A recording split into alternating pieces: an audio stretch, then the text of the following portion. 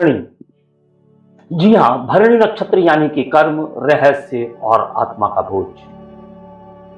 अगर हम इन शब्दों की सही से व्याख्या करें तो भरणी नक्षत्र के जातकों का संपूर्ण विश्लेषण किया जा सकता है। आज के वीडियो में हम भरणी नक्षत्र के जातकों का विश्लेषण कर रहे हैं, तो आज का पूरा वीडियो देखिए और भरणी नक्षत्र के जातकों को बहुत गहराई से समझिए। शुभं कुरुत्वं कल्याणं आरोग्यं धन संपदा। नमस्कार दोस्तों, एस्ट्रोलॉजिकल मिरेकल के आज के इस वीडियो में मैं राजेश कुमार पुरी, आपका ज्योतिष मित्र, आप सभी का हार्दिक अभिनंदन करता हूं। हम चर्चा कर रहे हैं नक्षत्रों की, जैसा कि हमने नक्षत्रों की पुनर्चर्चा करनी प्रारंभ की है और बिल्कुल नए तरीके से, नए अंदाज में और बहुत विस्तारित ढंग से हम हर नक्षत्र को आप लोगों के समक्ष प्रस्तुत कर रहे हैं। इससे पूर्व हम अश्विनी नक्षत्र को आपके समक्ष प्रस्तुत कर चुके हैं। इसके वीडियो आप यहां आई बटन में जाकर देख सकते हैं और लगातार आपको वह सभी वीडियोस मिल जाएंगे। आज हम चर्चा कर रहे हैं भरणी नक्षत्र के जातकों के लिए। भरणी नक्षत्र कर्म, रहस्य और आत्मा का बोझ। भरणी नक्षत्र नाम छोटा पर अर्थ असीम। यह कोई साधारण तारा नहीं है, यह वह द्वार है जहां आत्मा जीवन में प्रवेश करती है और मृत्यु की ओर चल पड़ती है। यह है यमदेव का क्षेत्र, यमराज का क्षेत्र, जहां कर्म लिखा जाता है, गिना जाता है और अंततः चुकाया जाता है। तो सबसे पहले हम बात करेंगे भरणी नक्षत्र के रहस्य की और शक्ति की। भरणी नक्षत्र का स्वामी शुक्र है, लेकिन इसके अधिपति यमराज हैं। वह देवता जो केवल मृत्यु ही नहीं बल्कि धर्म और न्याय के रक्षक भी हैं। इसका प्रतीक है मिट्टी का पात्र, गर्भ, रचना और जीवन को समेट कर रखने वाला। यह नक्षत्र बताता है कि हर रचना एक विनाश की ओर जाती है, हर मृत्यु किसी नई यात्रा की शुरुआत होती है। अगर हम जातक के स्वभाव की बात करेंगे तो अंतर्द्वंद की बात करेंगे, बोझ की बात करेंगे। भरणी नक्षत्र में जन्मे हुए जातक शांत नहीं होते, वे भीतर से ज्वालामुखी होते हैं। जिम्मेदारी, आत्मबल और बलिदान इनका जीवन होता है। ये लोग सत्य के रक्षक होते हैं, लेकिन उसी सत्य से सबसे ज्यादा संघर्ष भी इन्हें प्राप्त होता है। इनका जीवन आसान नहीं होता, लेकिन इनका कंधा हर बोझ उठाने में सक्षम होता है। इन्हें नियंत्रित करना मुश्किल होता है क्योंकि इनकी आत्मा स्वतंत्र पैदा हुई होती है। कर्म और परिवर्तनशील जीवन।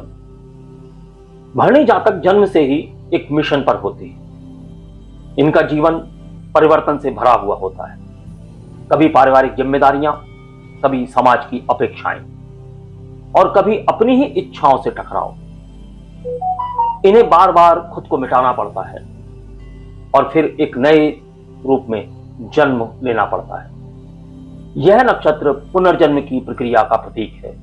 अगर हम रिश्तों की बात करें, प्रेम की बात करें और मानसिकता की बात करें तो भरणी जातक प्यार को पूरी गहराई से महसूस करने वाले हैं, लेकिन अपनी तीव्रता और अधिकार की भावना के कारण रिश्तों में संघर्ष आता है। ये जल्दी ही नाराज हो जाते हैं और जल्दी ही अपनी गलती स्वीकार भी कर लेते हैं। रिश्तों में इनका सफर आसान नहीं होता, पर ये सीखते हैं, बदलते हैं और अंततः स्थिरता प्राप्त कर ही लेते हैं, खासकर 33 साल की उम्र के बाद। अगर हम भरणी जातकों की स्वास्थ्य और मानसिक संतुलन की बात करें तो भरणी जातकों को विशेष रूप से फेफड़ों से जुड़ी समस्याएं हो सकती हैं, बुखार हो सकता है, आंखों से जुड़ी समस्याएं हो सकती हैं और मानसिक दबाव भी इन्हें महसूस हो सकता है।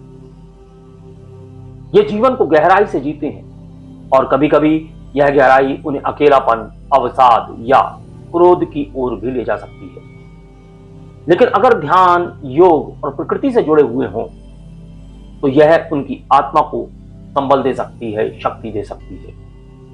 अगर इस नक्षत्र के जातकों के करियर की और जीवन क्षेत्र की बात करें तो भरणी जातकों में नेतृत्व की, अद्भुत क्षमता होती है, लेकिन वो गुलामी पसंद नहीं करते।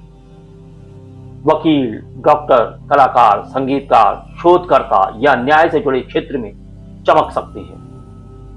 इनके शब्दों में शक्ति होती है और उनकी नजरें उस सच्चाई को देख सकती हैं जो सामान्य आंखें नहीं देख सकती। फिर हम समझेंगे कि भरणी नक्षत्र के अंतर्गत जन्मी हुई महिलाओं की क्या स्थिति होती है। तो भरणी नक्षत्र के अंतर्गत जन्मी हुई महिलाओं में एक तेज होता है। भरणी की महिलाएं असाधारण होती हैं, तेज, स्पष्ट वक्ता और आत्मविश्वास से भरी हुई। वह अपने निर्णय खुद लेती हैं और जरूरत पड़ी तो पूरे समाज से टकराने की क्षमता रखती है। कभी कभी इनमें अधिकार की भावना ज्यादा होती है, जिसके कारण रिश्तों में खटास आती है, लेकिन इनकी आत्मा बेहद गहरी होती है। जिसे ये एक बार अपना लेती हैं, उसके लिए यह सब कुछ कर सकती हैं। आध्यात्म और अंतर्दृष्टि की बात करेंगे तो भरणी जातक आत्मा के स्तर पर बहुत उन्नत होते हैं। वो दूसरों की पीड़ा को बिना कहे समझने वाले होते हैं। शुरुआत में ये भौतिक सुखों में उलझे रहते हैं, लेकिन जैसे जैसे जीवन आगे बढ़ता है, ये ध्यान, साधना और आत्मशुद्धि की ओर झुकना प्रारंभ कर देते हैं। अगर पूर्ण रूप से इस नक्षत्र को देखें तो कर्म और आत्मा का मिलन इस नक्षत्र की विशेषता है। भरणी नक्षत्र वह दरवाजा है जहां आत्मा जन्म लेती है और जहां कर्मों की गठरी साथ में आती है। अगर आपका जन्म इस नक्षत्र के अंतर्गत हुआ है तो जानिए कि आप साधारण नहीं, आप दुनिया को बदलने नहीं आए हैं, बल्कि अपने भीतर के संसार को जीतने के लिए आपको भेजा गया है। क्योंकि भरणी एक नक्षत्र नहीं, एक संकल्प है। क्या आपका जन्म भी भरणी नक्षत्र में हुआ है? आप भरणी नक्षत्र में जन्मे हैं? तो अपने बारे में कमेंट में अवश्य लिखें।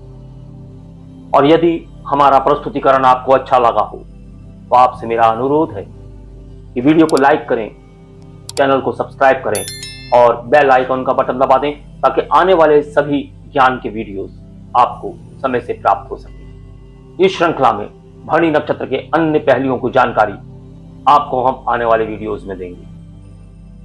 भरणी नक्षत्र के चारों चरण और भरणी नक्षत्र के जीवन के क्षेत्रों के बारे में हर एक वीडियो में अलग अलग आपको प्राप्त होगा।